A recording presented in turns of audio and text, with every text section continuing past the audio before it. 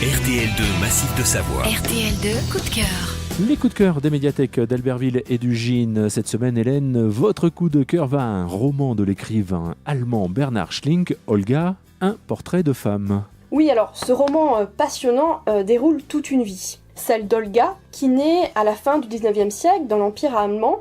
Elle va perdre très jeune ses parents et c'est sa grand-mère qui va l'élever sans amour. Olga a une force intérieure, elle veut à tout prix devenir institutrice malgré tous les obstacles. Et puis Olga en fait va se lier avec un jeune garçon, Herbert, qui lui est le fils d'un riche industriel. Avec les années, cette amitié va se transformer en sentiment amoureux, mais la famille d'Herbert va s'opposer à leur union, puisque ça reviendra à faire une mésalliance. Et puis, Herbert aime Olga, mais en même temps, il est attiré par l'ailleurs.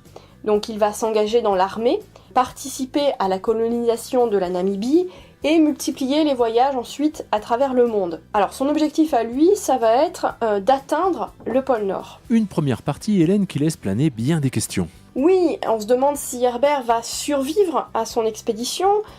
Qu'est-ce qu'il va advenir de cet amour entre Olga et Herbert, puisqu'on voit qu'il est certes vivace cet amour, mais contrarié par le refus du père, le désir d'aventure d'Herbert et aussi par l'histoire. Alors justement, à travers ce roman, on balaie un siècle d'histoire allemande. Oui, alors on voit naître l'État allemand, on voit la colonisation en Afrique, le premier génocide du XXe siècle, à l'encontre du peuple héréro, surviennent les deux guerres mondiales, la montée du nazisme, autant d'événements qui bien sûr vont affecter le destin des personnages.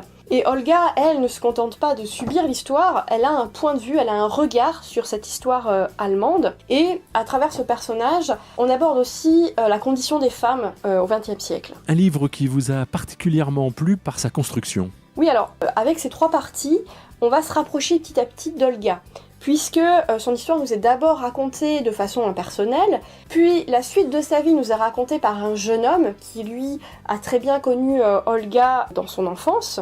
Et enfin, dans la troisième partie, on va découvrir Olga telle qu'elle s'exprime à la première personne, puisqu'on découvre les lettres qu'elle a envoyées pendant des années donc à Herbert, des lettres qui sont extrêmement puissantes, puisque à la fois elle lui dit tout son amour et elle lui fait aussi son procès, ce qui donne quelque chose d'extrêmement captivant.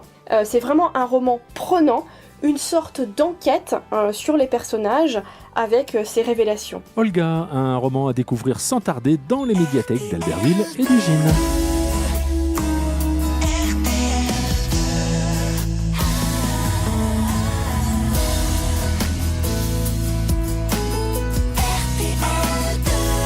Massif de Savoie.